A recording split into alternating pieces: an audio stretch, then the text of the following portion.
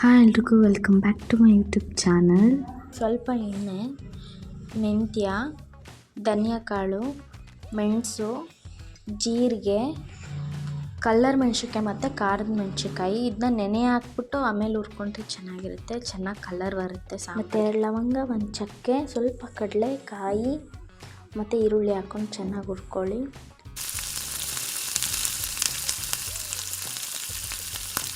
ಸ್ವಲ್ಪ ಅರಿಶಿನ ಮತ್ತು ಕೊತ್ತಂಬರಿ ಸೊಪ್ಪು ಹಾಕ್ಕೊಂಡು ಫ್ರೈ ಮಾಡ್ಕೊಂಡಾದ್ಮೇಲೆ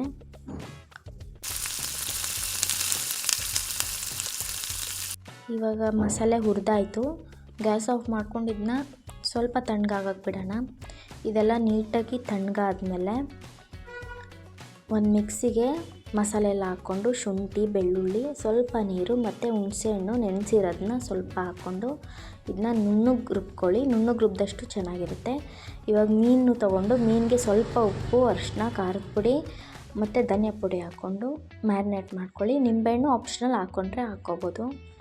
ಇವಾಗ ಒಂದು ಕುಕ್ಕರ್ ಇಟ್ಕೊಂಡು ಕುಕ್ಕರ್ಗೆ ಈರುಳ್ಳಿ ಮತ್ತು ಸ್ವಲ್ಪ ಶುಂಠಿ ಬೆಳ್ಳುಳ್ಳಿ ಪೇಸ್ಟ್ ಹಾಕ್ಕೊಳ್ಳಿ. ನಾನು ಇವಾಗ ಶುಂಠಿ ಬೆಳ್ಳುಳ್ಳಿ ಪೇಸ್ಟ್ ಹಾಕಿಲ್ಲ, ನಿಮಗೆ ಆಪ್ಷನಲ್ ಬೇಕಾದರೆ ಹಾಕ್ಕೋಬೋದು ನೀವು. ಮತ್ತು ಇದಕ್ಕೆ ಸ್ವಲ್ಪ ಹಸಿರು ಮೆಣಸಿನ್ಕಾಯಿ 1-2 ಹಾಕ್ಕೊಂಡಿದ್ದೀನಿ. ಮತ್ತು ಟೊಮೆಟೊ ಆಪ್ಷನಲ್. ಒಬ್ಬೊಬ್ಬರು ಮೀನು ಸಾಂಬಾರಿಗೆ ಟೊಮೆಟೊ ಹಾಕ್ಕೊಳ್ಳಲ್ಲ, ನಾನಿಲ್ಲಿ ಟೇಸ್ಟ್ ಚೆನ್ನಾಗಿಲ್ಲ ಅನ್ನೋ ಕಾರಣಕ್ಕೆ ಮಸಾಲೆ ಹಾಕ್ಕೊಂಡು ಚೆನ್ನಾಗಿ ಕುದಿ ಬರೋ ತನಕ, ಹಸಿ ವಾಸನೆ ಹೋಗೋ ತನಕ ಚೆನ್ನಾಗಿ ಕುದೀಲಿ. ಚೆನ್ನಾಗಿ ಕುದ್ದಾದ್ಮೇಲೆ ನೀವು ಫಿಶ್ನ ಸಾಂಬಾರೊಳಗೆ ಫ್ಲೇಮ್ ಕಮ್ಮಿ ಮಾಡಿಕೊಂಡು ಫಿಶ್ನ ಆರಾಮಾಗಿ ಹಾಕ್ಕೋಬೋದು. ಇಲ್ಲಾಂದ್ರೆ ಒಂದು 5 ನಾನಿಲ್ಲಿ ಫಿಶ್ ಹಾಕಿರೋದನ್ನ ರೆಕಾರ್ಡ್ ಮಾಡೋಕ್ಕಾಗಿಲ್ಲ. ಇವಾಗ ಫಿಶ್ ಸಾಂಬಾರು